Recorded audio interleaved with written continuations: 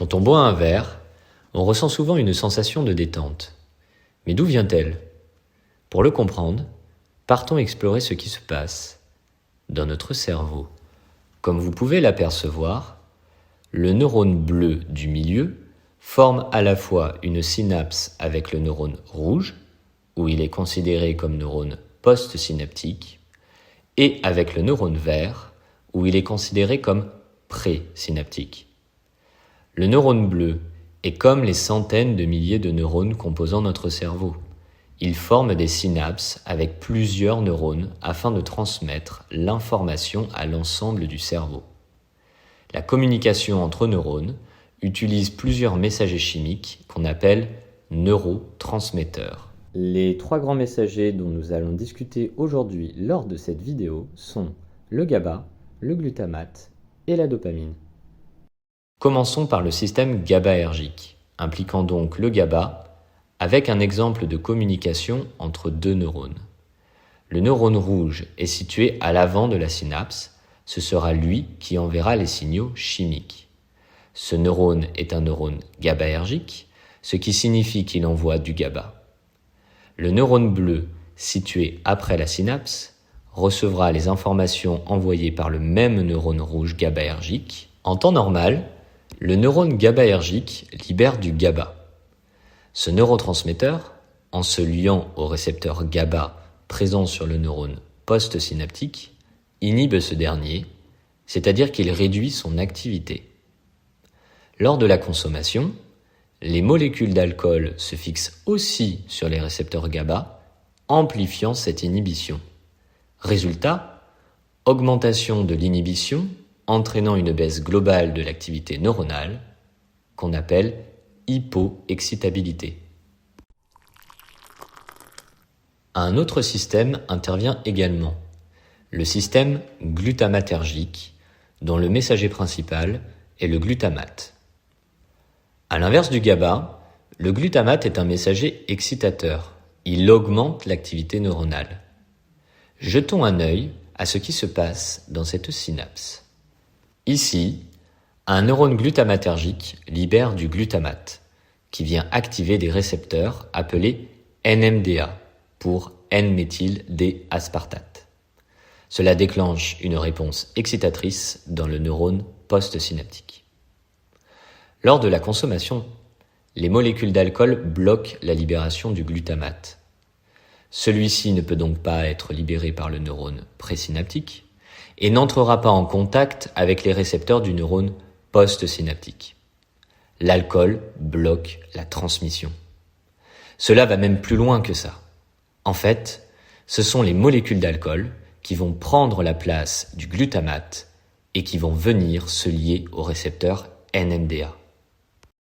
Le neurone présynaptique ne pouvant plus communiquer avec le neurone postsynaptique, cela va finalement conduire à une diminution de l'activité du neurone postsynaptique.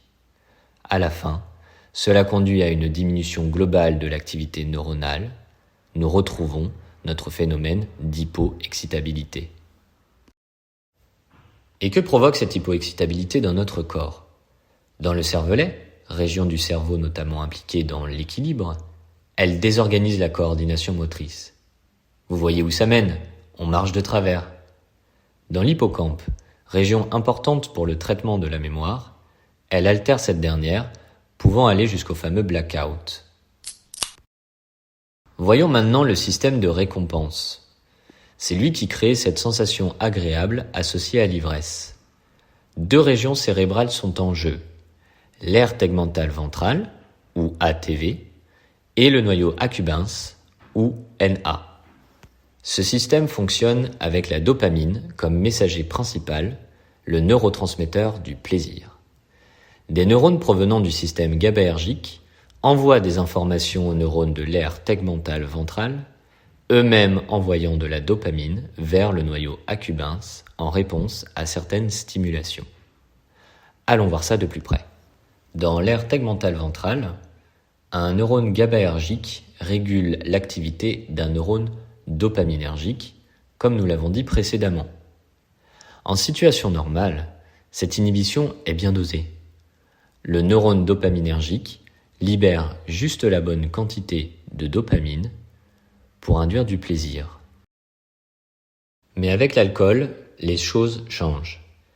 Intéressons-nous d'abord à la première synapse de ce système entre les deux neurones GABAergiques. Rappelez-vous, les neurones GABAergiques libèrent du GABA, qui se lie normalement au récepteur GABA pour induire une inhibition dans le neurone postsynaptique. Mais lorsque des molécules d'alcool sont présentes, l'inhibition est trop forte. Le neurone GABAergique postsynaptique devient presque silencieux, tellement il est freiné. Revenons à notre système dopaminergique. Si entre nos neurones rouges, les molécules d'alcool ont été transmises, cela signifie que le deuxième neurone rouge de notre chaîne a cessé de fonctionner. Zoomons à présent de nouveau sur nos synapses. Comme nous venons de le voir, le neurone rouge GABAergique a cessé son activité. Résultat, le GABA n'est plus libéré, réduisant ainsi l'inhibition qu'il exerçait sur le neurone dopaminergique. Le neurone dopaminergique s'emballe et libère beaucoup plus de dopamine dans le noyau accumbens. C'est cette libération excessive qui crée la sensation d'euphorie lorsque l'on consomme de l'alcool.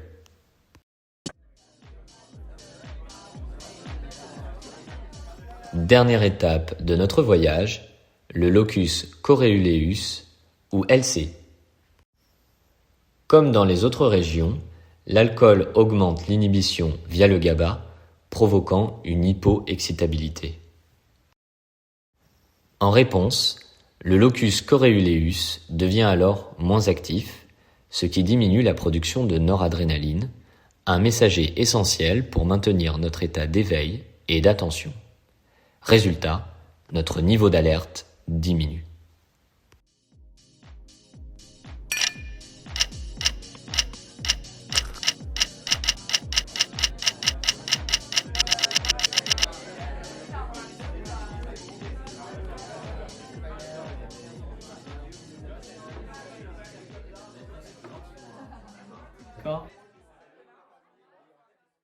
Le sevrage.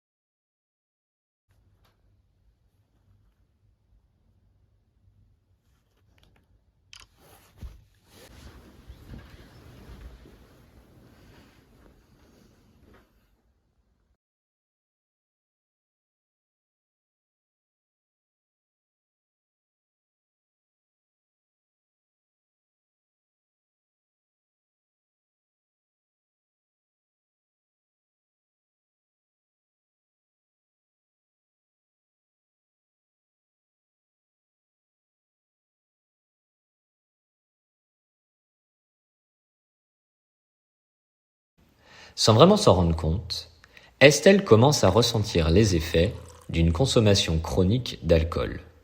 Cela fait maintenant 2 jours qu'elle n'a pas bu. Que se passe-t-il dans son cerveau ?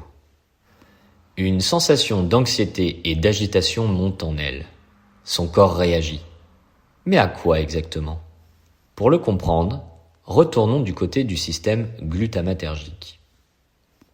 Pendant la consommation d'alcool, le glutamate est bloqué, ce qui réduit l'excitabilité neuronale et provoque cette sensation de détente. Mais en cas d'abus chronique, le cerveau s'adapte. Il augmente le nombre de récepteurs NMDA pour compenser. Alors, quand l'alcool disparaît, le glutamate revient en force. Résultat, trop de récepteurs, trop de sensibilité et une activité neuronale excessive qu'on appelle hyperexcitabilité. Et au niveau du système GABAergique, que se passe-t-il ? Lorsque l'alcool n'est plus là, il n'y a plus ce renfort d'inhibition qu'il apportait. Le GABA seul ne suffit plus. L'inhibition diminue, laissant place, là aussi, à une hyperexcitabilité généralisée. Revenons maintenant au système de récompense. Le GABA reprend le dessus, rétablissant l'inhibition. Moins d'activation du neurone dopaminergique, donc moins de dopamine. Résultat, la sensation de joie s'atténue, pouvant aller jusqu'à un état dépressif. Estelle va mal. Elle est agitée, anxieuse, elle transpire abondamment et ses mains tremblent. Du côté du système dopaminergique, l'activité chute. Moins de dopamine, donc moins de sensation de plaisir. Mais dans le locus coeruleus, c'est l'effet inverse. La production de noradrénaline explose. Et cette molécule, c'est l'hormone du stress. Cette libération massive de noradrénaline déclenche un véritable état d'alerte dans le cerveau. L'amygdale, qui contrôle les émotions, devient hyperactive, ce qui amplifie l'anxiété. L'hippocampe est lui aussi stimulé, ce qui provoque une libération excessive de cortisol, une autre hormone du stress. Résultat, sueur, cœur qui s'emballe, le corps est en alerte. Ce chemin de sevrage sera un combat de tous les jours pour Estelle. Un processus lent où chaque jour sans alcool sera un pas vers la réadaptation de son cerveau jusqu'à ce qu'il retrouve un équilibre naturel, loin de l'addiction.